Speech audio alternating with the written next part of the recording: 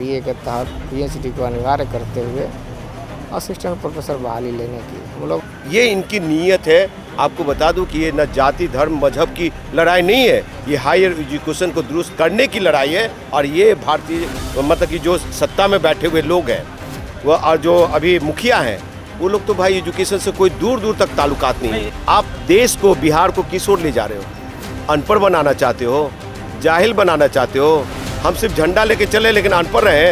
गांधी जी भी चले थे झंडा लेकर के, लेकिन गोरों को यहाँ से भगाया, अंग्रेजों को खदेड़ा। और आप से लड़ाई हमारी ये है कि हमारी हायर एजुकेशन को दुरुस्त करो, मिडिल एजुकेशन को दुरुस्त करो।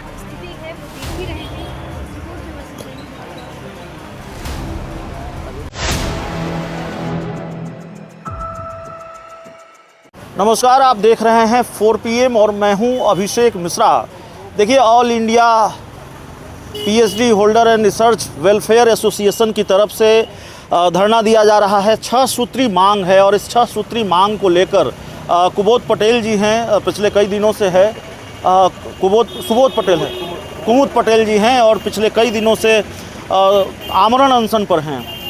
तो जाहिर तौर पर ये जानने समझने की कोशिश करेंगे कि ये नौबत क्यों आई, ये 6 सूत्री मांगे क्यों हैं। और देश में दिल्ली का आंदोलन भी देखा है इस देश ने, झारखंड का आंदोलन भी देखा है और अब पटना में इस तरह का आंदोलन। तो सबसे पहला सवाल है कि तबीयत कैसी है आपकी? सीने में दर्द है, शरीर में भी परेशानियां हैं, वेट वगैरह कम हुए हैं, लेकिन हौसले बुलंद हैं क्योंकि ये लड़ाई कुमुद पटेल की लड़ाई नहीं है।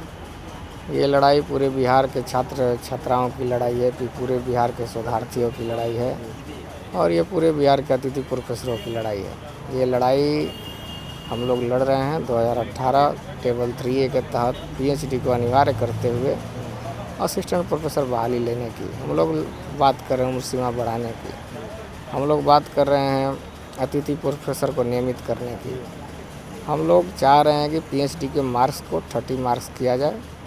वही विभिन्न मांगे हम लोगों की हैं, क्योंकि ज़्यादा बोलना भी नहीं हमें ये हो रहा है, लेकिन हमारी मांगे 6 सूत्रीय बैनर पे हैं, उससे आप विस्तृत से पढ़ के अपने।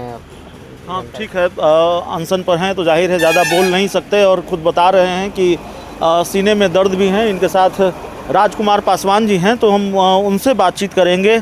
12-13 दिन हो गए, जो जानकारी 11 दिन हो गए लगातार अनशन पर हैं। सरकार की तरफ से कोई पहल नहीं हुई?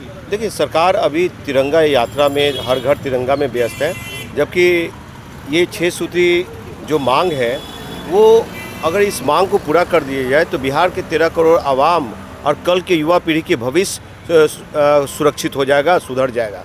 आपको बता दूं कि ये 6 सूत्री मांगे जो है यूजीसी रेगुलेशन 2018 3A टेबल जो है उसको लागू कर दो ना भैया, क्या दिक्कत क्या आ रही है? आपको बता दो कि जो एज बार है अभी वर्तमान उम्र सीमा उसको बढ़ा के 55 साल कर दो, वो भी नहीं मानने को तैयार है। आपको बता दो कि जितनी भी वैकेंसी है, जितनी भी गवर्नमेंट की वैकेंसी आ रही है उसको आप ये डोमिसाइल नीति लागू करो, लेकिन नहीं, ये डोमिसाइल नीति से बैकफुट पे क्यों जा रहे हैं? इसलिए इनको संघी आरएसएस के लोगों को भरना, कुलपति आरएसएस का हो, संघ का हो, प्रोफेसर संघी हो, शिक्षक संघी हो, तो रिसर्च स्कॉलर भी संघी हो, ये इनकी नीयत है। आपको बता दूं कि ये न जाति धर्म मजहब की लड़ाई नहीं है, ये हायर एजुकेशन को दुरुस्त करने की लड़ाई है। और ये भारतीय मतलब कि जो सत्ता में बैठे हुए लोग हैं वो और जो अभी मुखिया हैं वो लोग तो भाई एजुकेशन से कोई दूर दूर तक ताल्लुकात नहीं है। राजकुमार जी, इस आंदोलन पर हम बात करेंगे, लेकिन आपने तिरंगा यात्रा का जिक्र छेड़ दिया, इसलिए एक विशुद्ध राजनीतिक सवाल। और चूंकि राजनीतिक रूप से काफ़ी आप एक्टिव रहे हैं, मंच तो नहीं है राजनीतिक सवाल पूछने का, लेकिन चूंकि आपने तिरंगा यात्रा का जिक्र छेड़ा है, इसलिए बिहार के मुख्यमंत्री जब तक नीतीश कुमार रहे बिहार में तिरंगा यात्रा नहीं हुई। अब सम्राट चौधरी मुख्यमंत्री हैं, बिहार में तिरंगा यात्रा हो रही है। तिरंगे से किसी को दिक्कत नहीं हो सकती, तिरंगा हम लोगों का गर्व है, लेकिन इसके राजनीतिक मायने भी निकाले जाते हैं। राजनीतिक गलियारों में ये चर्चा है, क्या लगता है ये सरकार नीतीश मॉडल पर चल रही है या भारतीय जनता पार्टी अब अपने एजेंडे पर सरकार चला रही है? क्योंकि उससे पहले एक खबर यह भी आई कि स्कूलों का रंग भगवा किया जा रहा है आदर्श विद्यालय के नाम पर। न ये नीतीश के मॉडल पे चल रहे हैं, नीतीश के रास्ते चल रहे हैं, और नहीं और किसी, ये संघ के रास्ते चल रहे हैं। और तभी जितने भी स्कूल हैं उसको भगवाकरण करेंगे ये। और ये तिरंगा राष्ट्रीय झंडा है, हम गर्व करते हैं, सलाम करते हैं, जय हिंद जय भारत बोलते हैं। लेकिन आप देश को, बिहार को किस ओर ले जा रहे हो? अनपढ़ बनाना चाहते हो, जाहिल बनाना चाहते हो। हम सिर्फ झंडा लेके चले लेकिन अनपढ़ रहे। गांधी जी भी चले थे झंडा लेकर के, लेकिन गोरों को यहाँ से भगाया, अंग्रेज़ों को खदेड़ा।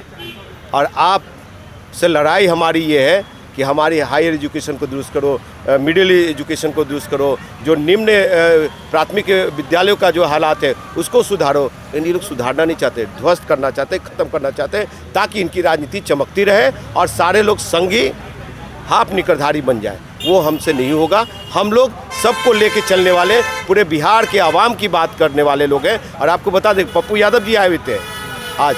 पप्पू यादव जी भी ने आश्वस्त किया है कि कल तो नहीं लेकिन 16 तारीख को हम एक दिन का आमरण अनशन करेंगे, आप लोग के साथ कदम से कदम मिला के चलेंगे और यहीं से हम लोग गवर्नर से मिलने जाएंगे। एक सवाल यह भी है कि चूंकि हमें जानकारी ये मिली कि 3 लोग आमरण अनशन पर थे, जिनमें से 2 लोगों को, एक तो कुमुद पटेल जी यहाँ हैं और इनकी तबीयत भी ठीक नहीं है, ये सीने में दर्द है और बाकी सारी चीज़ें बता रहे हैं। 2 लोगों को अस्पताल में एडमिट कराया गया है, जो जानकारी हमको मिली है। सवाल यह है कि ये आंदोलन कब तक चलेगा इस तरह से, और दूसरा कि आगे पप्पू यादव के बारे में आपने बताया सरकार ने मांग नहीं मानी, तो जिस बैनर तले आप ये आंदोलन कर रहे हैं, आगे आंदोलन का क्या स्वरूप होगा?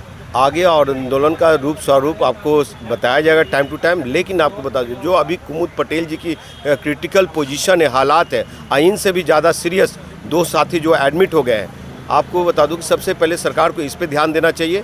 और आंदोलन का रूप प्रारूप, अभी तो हम लोग गांधी के रास्ते, संविधान के तहत अधिकार मांग रहे हैं और गांधी के रास्ते चल रहे हैं।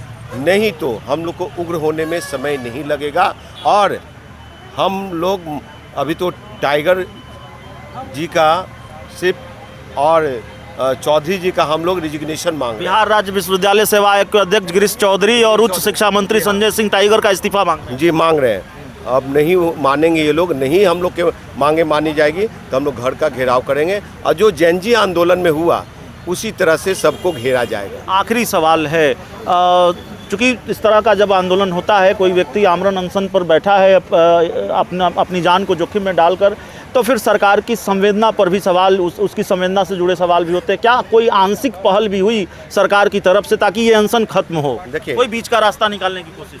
MLC मतलब कल बीते हुए कल को जीवक कुमार जी आए हुए थे MLC। हाँ, जीवन कुमार जी आए और बहुत सारी बात कह के गए, हम लोग को आश्वस्त करके गए। लेकिन मुझे विश्वास नहीं कि इन लोग की कुछ चलती है। मुख्यमंत्री के सामने और उनके आका के सामने ना MLC की चलती है, ना विधायक की चलती है, ना मंत्री के। ये लोग एक तरह के समझिए कि चपरासी हैं। अगर नेता होते तो हमारी मांग मनवा लेते। सिर्फ कि मैं ये जानता हूँ, करता हूँ। और एक तो स्टेटमेंट में टाइगर जी का आया था कि यहाँ पे 8वां दिन हम लोग का धरना प्रदर्शन था, 7वां दिन। वो कहते हैं कि ये क्या हो रहा है, हम लोग को कुछ पता नहीं है, कोई मिलने भी नहीं आया है। इस तरह से तो हम लोग मिलने जाए, हमारा डिमांड से हम लोग को ये सरकार को ज्ञापन सौंप चुके हैं, उस पर आप लोग पहल कीजिए। अगर कुमुद पटेल जी को और हमारे साथियों को कुछ हुआ तो 302 का मुकदमा सब पे करेंगे हम लोग, ये बता दे रहे हैं। तो देखिए, ये आंदोलन और आगे चलेगा। हालांकि 3 लोग आमरण अनशन पर बैठे हुए थे, जिसमें से 2 लोगों की तबीयत ज़्यादा खराब हुई, अस्पताल गए। कुमुद पटेल जी हैं अभी आमरण अनशन पर, और पप्पू यादव की इस पूरी लड़ाई में एंट्री हो चुकी है। पप्पू यादव यहाँ पहुँचे थे और आगे पप्पू यादव का साथ इस आंदोलन में लोगों को मिलेगा। और जाहिर तौर पर 6 सूत्री डिमांड है। अब जाहिर तौर कोई अगर आमरण अनशन पर बैठा है तो किसी छोटी डिमांड को लेकर बैठा नहीं है, कोई बहुत ज़रूरी डिमांड होगी। जब कोई अपनी जान को खतरे में डालकर इस तरह का आंदोलन कर रहा हो, तो सरकार की संवेदना पर भी सवाल है। सरकार को पहल करनी चाहिए। इस पूरी रिपोर्ट में इतना ही। बहुत बहुत धन्यवाद।